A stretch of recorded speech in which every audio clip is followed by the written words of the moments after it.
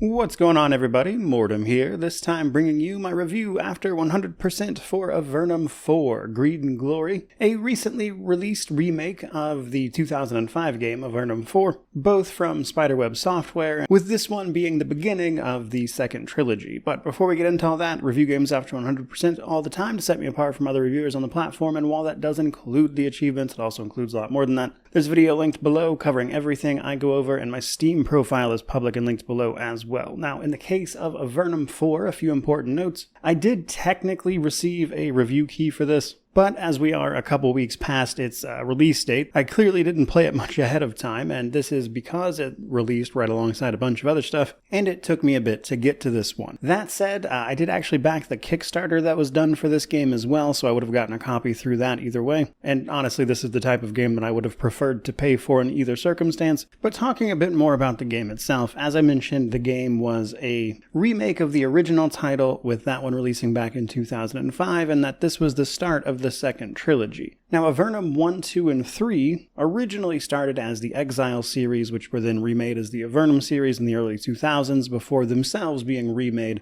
at the beginning of like the 2010s, right in there. Now, Avernum 4, 5, and 6 are a little bit different. Those games actually did not exist before, I believe it was 2005, when Spiderweb Software wanted to elaborate upon the Avernum universe and continue that storytelling. So whereas the games like Avernum, Escape from the Pit, Avernum 2, Crystal Souls are remakes of remakes, these are just regular remakes. With that in mind, however, I have not personally played the original Avernum 4. I've been kind of using all these remakes they've been putting out as a way to experience them fresh for myself, and so if you're looking for like a hard comparison to like old versus new, I can't really provide that for you. But it still does some really interesting stuff coming from those first three initial games that I have played, like this time the entire world being like a contiguous map as opposed to a world map with locations that you enter. Changes to a few key things in terms of like combat and how that works. Some progression reworks, some system changes, and while that stuff feels very incremental, mind you, it's still the kind of thing that I want to highlight with this particular review. As with any game, really, you first have to start with the technical state. How is this thing running? Well, happy to report that for me it ran very well. Didn't really have any problems. In particular, if you've watched my previous reviews of the other games, one problem that they had is that a lot of them weren't built with like 4K monitors in mind, which have become very common these days, which means if you're using a 4K monitor, sometimes you would have problems with like resolution scaling or like ultra wide monitors, that kind of thing with the previous titles. This one being a bit newer doesn't really have that issue. I think at most it started in windowed and I had to change that to borderless because that's what I like, but that was about it. Now there were a couple like minor bugs, the stuff that I doubt would really have much of an impact on a gameplay perspective, but like for instance, there are NPCs who can craft items for you. As an example, I noticed one of them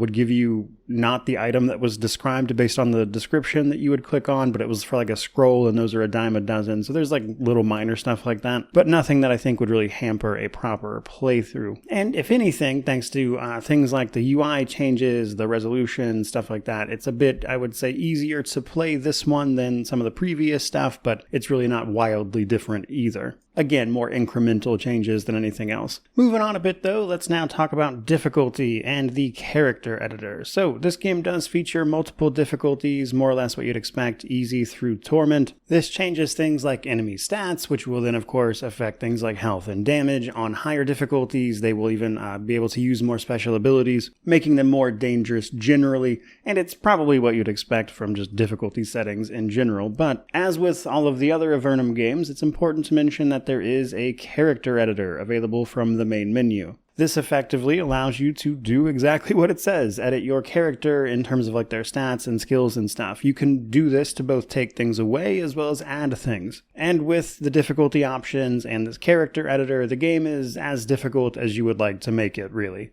And while the obvious thing there is to edit a character with a bunch of pumped up stats, making them effectively unkillable, it's also worth a mention that this functions as a bit of like a respec option as well. There's not really a respec option otherwise. And so if you just happen to like mess up some points or you want to try something different without necessarily starting over, the character editor can help you with that. In fact, I used it a little bit myself, primarily for tool use. So to give a bit of an explanation here, there are some exploration skills, things like cave lore, arcane lore, tool use. Tool use is like lock picking and your ability to use use like switches and things like that you find that are secrets. Cave lore is your ability to like pacify animals and find hidden secrets out in the caves themselves. Arcane lore lets you learn things from tomes and things. But the catch being, like cave lore, arcane lore, and first aid, which lets you heal after battle, they use your party's aggregate skill, meaning that it's a really cost-effective option to be like, put a couple of early cheap points into every character, and then collectively, you don't have to invest as much into the more expensive higher levels of it. Tool use only uses your highest stat in that, which means it's a little expensive to raise it up and actually unlock everything. And there are a lot of locks and the like, and I wanted to see everything, obviously. So I was more than happy to use the character editor to go in there and max out tool use on a character so I could just open all the locks and be done with it. But my point is, that's the kind of thing the character editor will let you do, and you can choose the appropriate difficulty for yourself. Moving on a little bit, let's now talk about character creation, which, given the nature of the game, is a little bit on the simplistic side. However, part of it is what you would expect from the previous games if you've played those. You essentially make your 4-person group, with either starting presets, picking their sprites, or being a little more customizable. Instead of picking like a preset character with some stat allocation already, you can also choose to assign them the custom tag, which will let you freely assign this stuff, which is what I like to do. And you can play between human, Slith, and the Nephilim, or the cat people, from the previous games of Avernum 2 and 3. Avernum 1 was only humans. But all of that is pretty much what was there from the previous games. What is a little different and worth mentioning here is that there have been some extra restrictions placed on Slith and the Nephilim. Basically that they can't wear metal armor in their like main body slot. I did notice, and I'm not sure if this is actually a bug or intentional or what, but they are able to wear like metal gloves and boots and stuff a lot of the time. But their main armor slots were restricted to only leather stuff. Now that is meant to be a trade-off for the things that they are able to do, because they get like extra bonuses to initiative for the Nephilim, but the Slith get like extra bonuses to pull weapons, which makes them great spear warriors. And the cost of that is some general equipment availability. That was not the case in the previous games, so I wanted to mention it here. Another thing that is new here is the background option. You can now pick between one of 4 backgrounds for your party. Basically what you are doing in Avernum. Were you born here, or did you come from the surface world, as Avernum is a large cave nation? This does a couple of things, gives you basically an extra stat point more or less towards the associated thing, like arcane lore or cave lore, or tool use, that kind of thing. It basically just makes you a little better at a certain thing. But in addition to that, based on whether or not you were born in Avernum or on the surface, you might see some small changes to dialogue here and there. And on top of that stuff, each of these is associated with a small quest that can then add a little bit to the ending you get based on, whether or not you did the thing you were here to do. So that can add a little extra role play on top of everything else, which is as good a time as any to transition into the story setup and my thoughts on it. Now, probably a good time to give a warning for spoilers, so I'm not going to be spoiling the entire game by any means, but there are some things I want to talk about that I think probably get pretty close to spoiler territory, if not outright some spoilers, so you may want to skip past this section if that is in fact a concern for you, but otherwise I'm going to get in here and jump into it. So, with this being the start of the second trilogy, you basically find yourself stranded at a fort in the Avernum Caves. If you've played Avernum 1 and 2, you'll be familiar with this stuff already and know the map pretty well, more than likely. Time has passed, as you would imagine, from Avernum 1 through 3, and so a lot of what this game does story-wise is setting up current events and setting the stage for what is very clearly going to be more to come. Because as a sort of broad look at the story goes, I think it spends a lot of time just setting up events as opposed to being as interesting as, say, some of the political machinations that we saw in the previous games or the first game's introduction to this world, which, if you've played those games, makes this stuff not really new to you. And so the story here, I think, is a bit slower paced as a result of that. But having played all those previous games and, this being the start of the second trilogy, it's not like my introduction to the world of Avernum, and while it's fun to see like the time pass and how characters have gotten on, that kind of thing, it does feel like the story's mostly just getting ready for what is to come. And a lot of that is down to the fact that, unsurprisingly, we pick up the game at a moment of a lot of strife for the Cavern Nation population of Avernum, once the home of brigands, thieves, and anybody else the Empire on the surface deemed undesirable, got tossed down here, but they collectively organized, fought back against the Empire, and some other threats before things at the end of the third game came to a pretty peaceful resolution. And yet, seemingly at the start of Avernum 4, things are picking back up again, which we find out pretty early because we're stuck at Fort Monastery due to what is called the Sovereign's Cease, basically an order from the king for everyone to stop exploration and stick to towns, things like that, because there are a whole host of problems. You're not really sure what those are at the beginning of the game, but you quickly find out that this is everything from various monster attacks, a new type of serpent in the waterways that wasn't there before, attacking boats, which is also a narrative reason for the fact that there's no boats in the game this time. On top of other monsters popping up, there are black shades infesting some of the cities, causing widespread panic and paranoia in the citizens that it shows up to potentially claim, though it mostly leaves them alone and is just suited to psychological effects. To make matters worse, your team specifically seems to be hunted down by bounty hunters after early on in the game you find a strange room full of what are called purge spires. So simply put, Avernum's got a lot of problems and it's your job to solve them. Now, this is where we get into a bit of spoiler territory because outside of a couple of things, like for instance what's going on with the bounty hunters, most of this is a rehash. So right now the Empire is trying to settle negotiations with another race that calls the Caves of Avernum home, but goes into hibernation every so often, which is the Vanitai, a race of alien-like cave people that use crystals to power all sorts of different things when it comes to their magic. The discovery of the Vanitai, as well as subsequent relations with their peoples, was a big focus of the first trilogy, and a lot of that gets hashed out here again at the beginning of the second trilogy, and a lot of that feels kind of like treading old ground and just getting you caught up to speed. That's the part I really didn't care for so much. It just felt like, again, it was just like a rehash. But the new stuff is more interesting to me personally, which is, I would say, the Shades and the Dark Side Loyalists, or the bounty hunters that are tracking you down.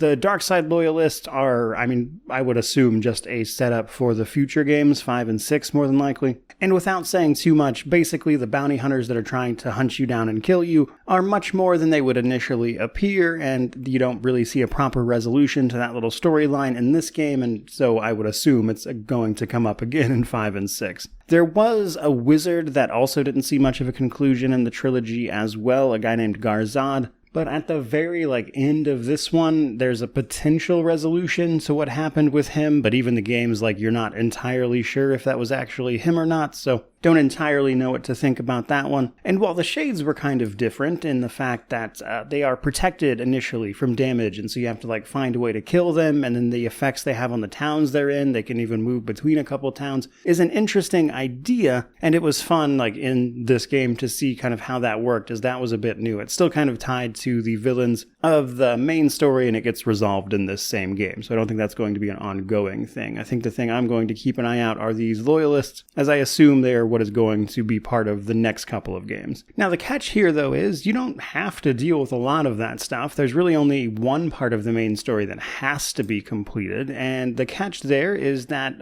how much of this stuff you choose to do or not do then feeds into the actual ending you get. There are endings based on this, what you did for your background. Did you defeat all the Shades that are haunting the towns? Did you track down the loyalists? That kind of thing, and all of that feeds into the ending, and even how you approach the last boss, as there is a non-combat solution there. So all in all, I enjoyed the story well enough, but I do think it is the weakest of the 4 that I have played, and that's mostly because it's clearly just doing a lot of the heavy lifting and setting the stage for what is to come. So I could definitely see it not being everybody's cup of tea. Moving on a bit though, now let's go ahead and talk about progression. So progression is a little bit different, but still more or less the same from the previous games. Now in the previous ones, you would basically get a point to increase your attributes, a point to increase your basic skills, and then separate points for magic and stuff like that. But you'd get a couple every level, and it was just a single point. Whereas here, you get 12 skill points every level to then divide up and buy the various points and increases you want from the same stuff. Attributes, your skills, advanced skills, or exploration stuff. On top of that, every other level, you get to pick a trait, which can do things like give you skill increases, attribute increases, damage increases, bonuses, things like that, letting you further specialize that character. The traits are more or less unchanged, you just get 1 point every other level, with I believe humans getting a little more, but some important things to note. So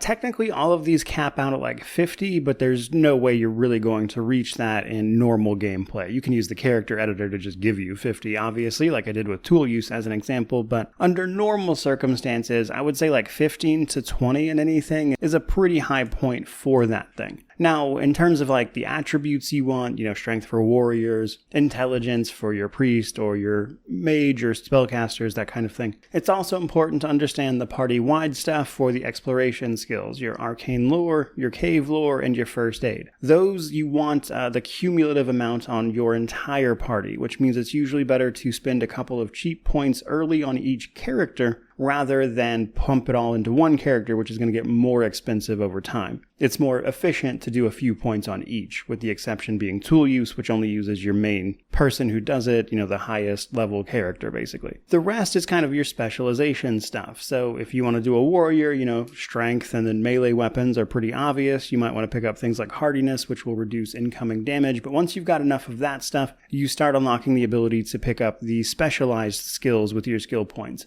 These are things like anatomy, lethal blow for melee characters, or things like magical efficiency, or magery for your spellcasters, that kind of thing. And basically those specializations are going to give you usually better value per point at the thing you are trying to do. But by and large, that system works mostly the same way as the previous games and should be familiar enough if you've played these games before. However, there is a little bit more to progression. There's obviously the gear that you'll find and upgrade along the way. One quick note on that, with the Nephilim and the Slith not being able to use metal armor, it looks like there was an attempt made to actually add a lot of items that are leather in particular, or like clothing items, to make some itemization more interesting for them. I wouldn't say it's wildly different from the first few games, but there's enough added there to keep things interesting, even if you're familiar with most of the items and stuff already. But last but not least, as with all of the other 3 Avernum games, there's also learning spells and training, so it's possible to go to vendors to either learn spells or receive specific training in skills and stats. You can improve or learn spells twice at each of these characters, but spells in particular, priest or mage, only go up to level 3. You can learn them and then improve them once at a trainer, but in order to find the final version of that spell or ability, you have to find the associated tome for it out in the world.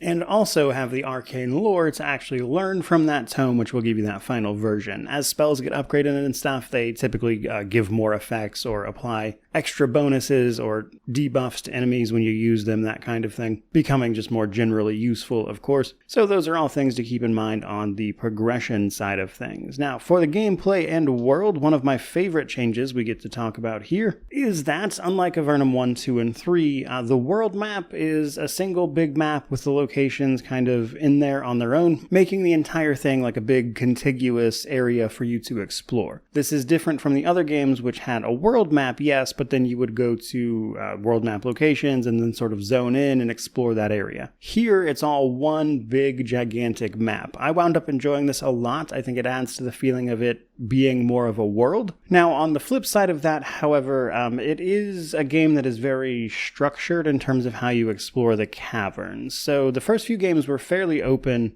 in terms of where you could go and when you could do stuff, but this one is gated a bit by main story progression, and there are parts of it, in particular the Eastern Gallery and the Great Cave, where it opens up a bit more, but in a sort of clockwise fashion around the map of Avernum is how you're going to move through it. There's side quests and stuff to do along the way, so I wouldn't call it like genuinely a linear experience, but you are going to, because of the main story gates, probably explore this in a very structured fashion, more so than the previous games. Now, there will still be some backtracking though, so it's a good idea to understand travel options, and this is mostly down to the teleportation pylons, a returning feature from previous games, but basically fast travel at pylons that you can find at major locations. You'll find these before you can use them because you have to find the main portal at Fort Avernum first, and this is really important here because some of the movement or travel that was available in previous games is not available here, like for instance being able to use boats. The waterways have been infested with serpents, And so boats are not something that are usable here. And so much of the game is you exploring either on foot or backtracking through things like teleportation to handle the main quest, side quests, stuff like that. Now, on one hand, I really enjoy how you can explore and see how the world or underworld of Avernum has changed since your last time here, as Avernum 3 takes place on the surface. So going from Avernum 2 and seeing how it was then, and going to now and seeing how everything was and how it's changed in the face of everything that has happened, especially at the end of the war when it comes to the third game, seeing surface people kind of migrating down here, seeking their own goals, but also seeing how characters and institutions like the Mage Tower, like the Wizard's Tower colony, change and thrive is interesting. There's a new king now, as an example. The old one passed peacefully in his sleep, so there's that. Now, while exploring, you'll come across a ton of different items, some of which can be brought back to town and sold and all the usual stuff, but some of the more important stuff can allow you to craft various items. Felt like there was a lot more crafting NPCs this time around, but that and a lot of side quests from job boards in town themselves give purpose to a lot of what would seemingly be junk items and rewards hoarding, if anything. But the towns being open actually does provide one interesting sort of difference in terms of the way the shades operate, as the shades are targeting a couple of cities. There's 3 of them, and they often bounce around between a couple different locations, except for one, which is just permanently in Almeria. Now, at first, you cannot kill these things. You can approach them and potentially stun them long enough to run away if you deal enough damage, but they are unkillable until you get to a certain point in one of the main quests. Now, that's interesting because when these shades are present in the particular cities that they roam around in, it usually affects NPCs and what they're willing to offer or engage with you, which makes the world feel a little more alive. Places like Almeria are especially dangerous because before a certain point, it's actually possible to get attacked on sight there because of the paranoia, and you have to find a way through the city, ideally stealthily, in order to avoid that kind of thing. And it just sort of adds this more dynamic element to the world before you find a way to actually take them out. There's also some interesting quests, some back and forth between like the Surfacers and the Avernites, of course, but the interesting quest is something I wanted to focus on because I wouldn't really be able to tell you, as this is my first time playing the 4th one, but apparently this remake comes with like 20 new quest lines. But this time around, there's like an art gallery you can save. There's a play you can get involved in, which was kind of a funny one. And so while there are a lot of quests, especially from the job board, that are very much like, go here, talk to this one person, or go here, collect 5 of this type of quest, there are some more elaborate and more interesting ones in there that I thought were a good time that I think added to the lore of the world. Kind of dug into the culture of the place, strangely enough. But from there, I want to talk about combat. So combat is another place where, like, the more things change, the more they stay the same. So probably the biggest thing straight away that I noticed is the lack of adrenaline rush. So to give a little bit of background there, if you've never played the first 3, one of the, like, probably easiest strategies for combat really was to get characters equipped with what is called adrenaline rush, which was an ability that effectively just gave you more action points to spend on your turn. This would allow a character to take like potentially 2 or 3 actions in a single turn, and then you combine that with big, high damaging AoEs, especially from your spellcasters, and you could often win fights before they ever really began. It was an incredibly effective strategy. Adrenaline rush is not here in this one, but truth be told, I, over the course of this game, kind of came around to it probably being for the best, because without adrenaline rush, you're kind of forced to explore other ways to exploit the action economy, which in this game is a turn-based one. And that basically comes down to using things like haste to get less consistent extra turns, but extra turns nonetheless, on top of coming up with ways to just take turns from the enemy, be that stun, locking down their position, that kind of thing. And as a result, I did actually find Avernum 4's combat to be a bit more tactical in that sense, as it required you to sort of make more use of the system to get more turns out of your characters and less turns out of the enemy, without just like a single best use case scenario for like 99% of it. However, the basics otherwise haven't really changed. If you have enough skills in various melee disciplines, your melee-oriented characters will get various skills they can use in combat in addition to their regular attack and movement, of course.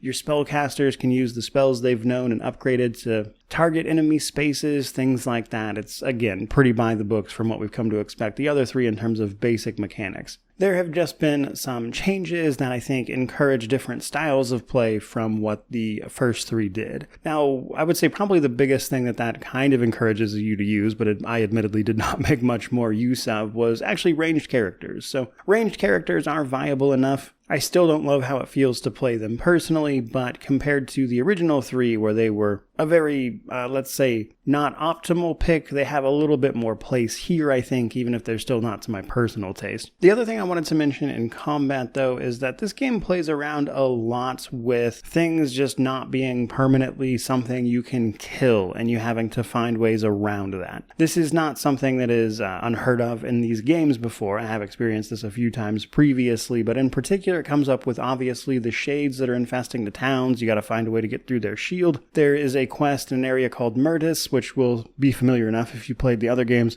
as that town has a recurring problem with a place called the Spiral nearby that just keeps spitting out undead. This time around, those undead also have shields that you have to find a way to bypass. There are certain sections of the games where you have to deal with things that are called pylons, which are typically best just avoided. But if you can deal enough damage to them, you can stun them until they get powered back up, because the way around those guys is typically, again, avoidance entirely, but until you can find a way to shut off power to them, which will actually stop them. Now, something I wanted to mention that's kind of combat adjacent, and this may well be a product of how they've done the world map here this time around, is that I did notice a lot of the dungeons were a fair bit simpler in terms of like puzzles and mechanics a lot of the time. The third game, for example, had like a lot of these mirror puzzles, I guess you could call them, where you had to pull the mirrors and push them around everywhere in order to direct some laser beams, that kind of thing, except the precision of movement in that game wasn't really where it needed to be for that to be fun. You don't really see anything like that here. Again, the puzzles are just much more simple, and as you explore the places, you are most likely to be dealing with combat. It does seem like most of the puzzle is oftentimes how to like permanently kill some of the things you're running up against, or how to deal damage to them consistently, and just stuff like that. So again, combat across the board, it's different because of the switch up of the meta more than anything else, but like the basics haven't really changed. The core ideas and philosophies haven't changed, but I do think it encourages you to use more of the system based on the changes that have been made, which is probably for the best overall, and I'll be curious to see if that evolves any over the last two games when I get around to those, 5 and 6.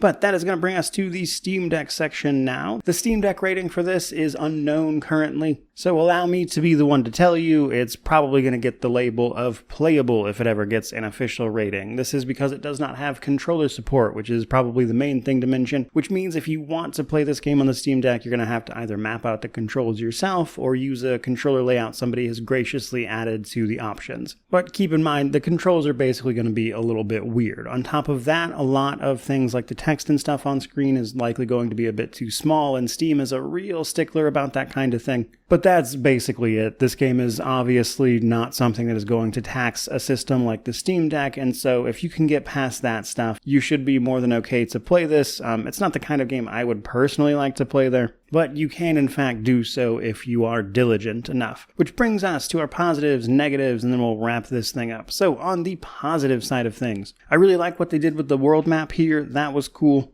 Being able to like feel like this is a properly explorable world that's all connected and not split up by things like, little loading screens or world map type stuff was honestly more enjoyable than I was expecting it to be. I also enjoyed the shake-up to the combat meta, and while it's not like a fundamentally different system, I did find that there were a few small changes made that were a way to encourage you to experience more of the system. And as somebody who loves a good CRPG for, things like its combat, that was a good time to me. It was also really fun to see the passage of time in a place like Avernum. So something that happens with a lot of games these days is that they often don't get a lot of sequels or numbered entries, let alone ones that take place in the exact same place. So it's, really fun for me, I guess, to see a place that I've gotten really familiar with to evolve and change over several games. That was fun. Might not be for everybody, but I really enjoyed it. Now on the negative side of things, this game in particular, I think, doesn't have the unique hook of a lot of the other games that I've played in this series so far. So, for example, Avernum 1, you're introduced to Avernum, this cave nation where misfits and undesirables get tossed into, and you get to really dig into and learn about that interesting concept. In the second game, you're meeting with the Vanitai, this strange alien race. In the third game, you're dealing with all these monster plague mechanics that can see towns destroyed. Avernum 4 doesn't really have anything like that, meaning that it can feel a bit basic by comparison. In fact, some things that were in the previous games just straight up aren't here otherwise as well, like the lack of things like boat travel. And while there's a narrative reason, it really does feel like just a way to provide structure to how you move around the map, which can make the game feel a bit more linear. It's not really linear, to be clear, but it does kind of feel that way at times because you're pushed through the map in a pretty particular way until the game finally starts to open up around the Great Cave area. And that stuff combined with the fact that, as I mentioned towards the beginning, this game feels more like a setup to future content than it does like its own standalone thing. Much of what we see here that I don't want to get into in detail for spoiler reasons is like conflicts and stuff that you saw in the previous games. And they just use that as a backdrop to then set up the new stuff that is going to be coming, which I would have to assume is probably the dark side loyalist, or at least that's what it feels like to me. And as a result, this game kind of lacks some of the impact that the other three had, which I would suppose is probably fair enough for the beginning of a second trilogy here. As I haven't played 5 and 6 myself, it will be curious then to just kind of see if that winds up paying off. But all of that kind of drives me towards my conclusion, which is that Avernum 4's remake, Greed and Glory, is a $20 game that you can pick up over on Steam, which is a fairly cheap price for a game that I think you could easily get like 60 plus hours out of if you really wanted to. Also has a ton of features designed to help people explore this world, things like the character editor, new quests and content to see even if you have played it previously. But with it also being the start of a new trilogy, it's also a perfectly good place to jump into it for the first time. And so, if you really love CRPGs, this game is easy enough to recommend. I think, obviously, due to its style and everything, it's not going to be to everybody's taste, but if you're a genre diehard, it's a very easy game to recommend. I think it does a lot of cool stuff, and while it's certainly not a game that's trying to reinvent the wheel or anything, it was a really enjoyable experience, and I've really enjoyed seeing how the series of Avernum has shaped up across the 4 titles that I've played so far. So if any of that sounds appealing to you, easy enough game to give a buy. And I continue to look forward to playing 5 and 6 to finish out the series for myself and kind of see how this ends. In particular, I'm kind of curious if the story and stuff they set up here in 4 really pays off. As from what I've heard previously, 4 wasn't exactly people's favorites, but that a lot of the story comes to a great conclusion in the 6th title. So I guess we'll see what happens, but for the meantime, that's pretty much going to do it. Hope you enjoyed the video. If you did, by all means, like, comment, subscribe, all the YouTube jazz. But regardless of any of that, truly, just thank you so much for watching. I really do appreciate it. May you wander in wisdom and have an amazing day.